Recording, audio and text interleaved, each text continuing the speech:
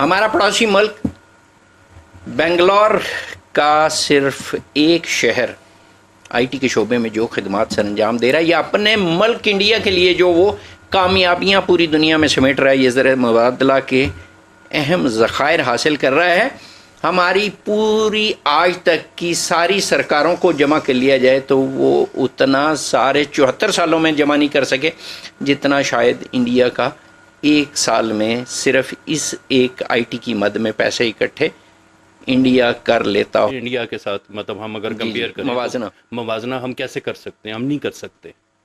کیوں نہیں کر سکتے سر؟ ان کی پوری گورنمنٹ اپنے ینگسٹرز کو، اپنے ٹیلنٹ کو سپورٹ کرتی ہے، مطلب ہمارے ان کے ساتھ جو رفٹ ہے یا جو چیزیں وہ الگ ہیں، لیکن فیکٹس پہ بات کرنی چاہیے۔ جی پاکستان کی پہلی خاتون ہے جن کو ریڈ لسٹ میں ڈالا ہے، انہوں نے القاعدہ جیسی تنظیم جو ہے اس کا ساتھ۔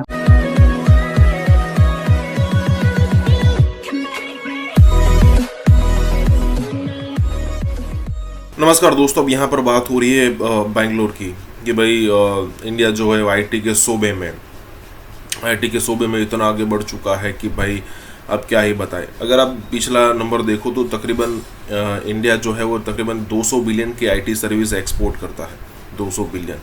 پاکستان کا اگر نمبر آپ دیکھو تو 2-3 بلین کے آس پاس تھا، اور وہ بھی اسی لیے یہ چیز بڑھ رہی ہے کہ ان کو لگ رہا ہے کہ بھائی انڈیا اگر 150 سے 200 بلین تک پہنچ سکتا ہے تو ہم کیوں نہیں پہنچ سکتے۔ ہوتا ہے نا کہ انڈیا کی ہر چیزوں پر ان کو یہی ہوتا ہے۔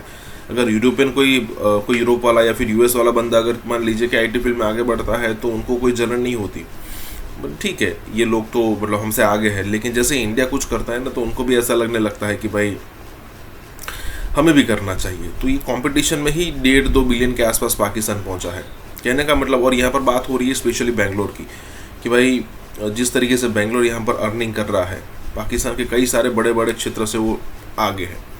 اسی کے ساتھ یہ ویڈیو شروع کرتے ہیں، اور ہاں دوستو، سپر تھینکس کے ذریعے ہمیں مدد کرنا نہ بھولے۔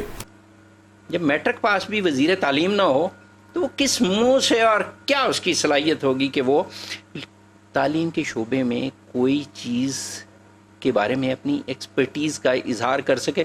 ظاہر ہے اس بونگے کو کیا پتا ہوگا کہ تعلیم کس چڑیا کا نام ہے۔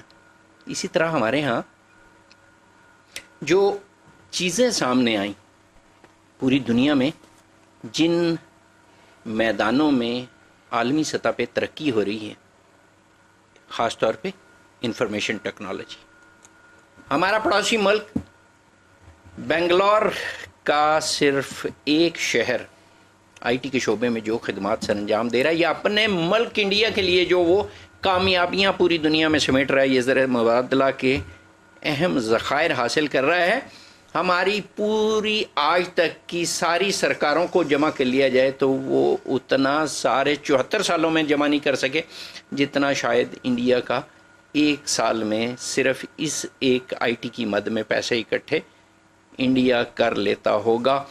ہمارے ہاں ابھی بھی یکساں نصاب میں ہم الجھے ہوئے ہیں، اس سے آگے جا نہیں رہے۔ چھوڑتے ہیں جی اس بات کو، آج صرف انفارمیشن ٹیکنالوجی اور ای کامرس کی بات کرتے ہیں۔ سر آپ نے اپنے انٹرو میں ایک ذکر کیا انڈیا کے ساتھ، مطلب ہم اگر کمپیئر کریں موازنہ ہم کیسے کر سکتے ہیں؟ ہم نہیں کر سکتے۔ کیوں نہیں کر سکتے سر؟ ان کی پوری گورنمنٹ اپنے ینگسٹرز کو، اپنے ٹیلنٹ کو سپورٹ کرتی ہے۔ وہ کیسے سپورٹ کرتی ہے سر؟ اس میں یہ ہے کہ انہوں نے ایک وقت تھا بنگلور سٹی جب انہوں نے بنایا تو انہوں نے یہ چیز اناؤنس کی کہ جتنے بھی اسٹوڈنٹس ہیں یا ینگسٹرز ہیں جو کہ ٹیلنٹڈ ہیں اور سافٹ ویئر ڈیولپمنٹ میں کام کرنا چاہتے ہیں، وہ دنیا کے کسی بھی ملک میں جائیں، ہم ان کو فائنینس کریں گے، but they will have to come back to their own country India, اور وہاں آ کے وہ کام کریں گے۔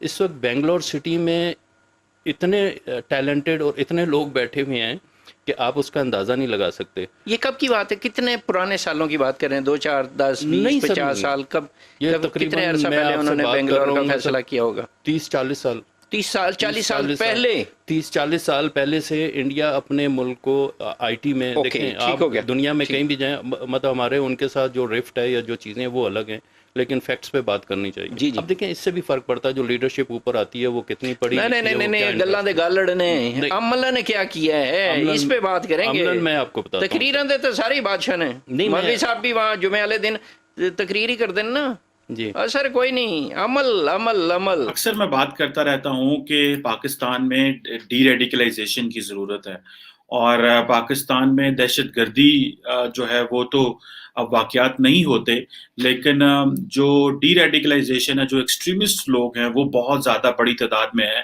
اور کئیوں کا تعلق تو ظاہری بات ہے بہت ساری جماعتوں سے رہا ہے. ایک نئی خبر آئی ہے اور that is very interesting to analyse. Sindh police نے، سندھ میں جو پولیس ہے اس میں جو اس کا ڈپارٹمنٹ ہے کاؤنٹر ٹیررزم ڈپارٹمنٹ، جو کاؤنٹر ٹیررزم ڈپارٹمنٹ سندھ ہے، اس نے پاکستان میں پہلی دفعہ ایک ڈاکٹر سعدیہ نامی ایک خاتون کو جو ہے وہ ریڈ لسٹ میں ڈالا ہے، اور ان کے اوپر الزام یہ ہے، مبینہ طور پہ الزام یہ ہے کہ انہوں نے القاعدہ جیسی تنظیم جو ہے اس کا ساتھ دیا، اور جو القاعدہ جنوبی ایشیا ہے اس کی معاونت کی، اس کو سپورٹ کیا انہوں نے.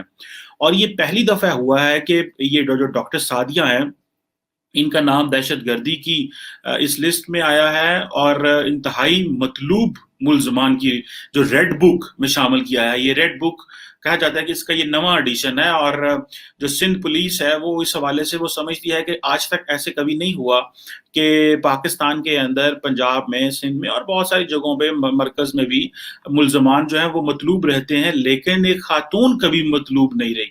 اور یہ جو ڈاکٹر سعدیہ جلیل ہیں، ان کے بارے میں یہ کہا جاتا ہے کہ یہ ڈاکٹر سعدیہ جو ہیں، ایک تو جو القاعدہ جنوبی ایشیا کے رہنما عمر کاٹھیو جو تھے ان کی تیسری بیوی تھی، اور ایک اور جو جسے نام نہاد ہم کہتے ہیں ویسے تو اس کو، اسلامک اسٹیٹ کے جو رہنما تھے عبداللہ یوسف، یہ ان کی خالہ ہیں. اور جو مطلوب ترین دہشت گرد 9th ایڈیشن ہے جو 2021 کا، اس کی لسٹ میں ان کا نام ڈالا گیا.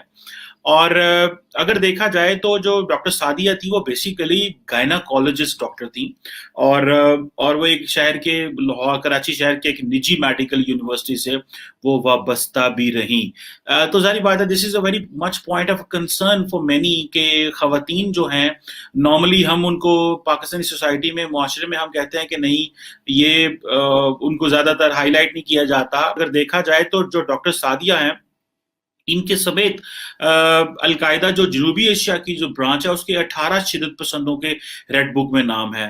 اسی طرح اسلامک اسٹیٹ کے 12 لوگوں کے ریڈ بک میں نام ہے. پھر اسی طرح تحریک طالبان پاکستان کے 23 لوگوں کے ریڈ بک میں نام ہے، اور ایک اور جماعت ہے انصار الشریعہ کے جو ہیں وہ بھی نام ہے. لشکر جنگوی کے 13 نام ہیں، جند اللہ کے 2 نام ہیں، اور ایک اور شیعہ شدت پسند تنظیم سپاہ محمد جو ہے وہ پاکستان کے، اس کے 24 شدت پسندوں کے نام اس ریڈ لسٹ میں موجود ہیں. پاکستان کی پہلی خاتون ہیں جن کو ریڈ لسٹ میں ڈالا ہے. انڈیویجولز کرتے رہتے ہیں ابھی، ویسے تو اسلام آباد میں تھوڑے دن پہلے، اسی ہفتے I think if I am not wrong, تحریک طالبان پاکستان نے 2 پولیس والوں کو شوٹ کر دیا، کیونکہ اب ان کو سمجھ نہیں آ رہی کہ کس طرح کرنا ہے، تو وہ انڈیویجولز کو جا کے حملے کرتے ہیں.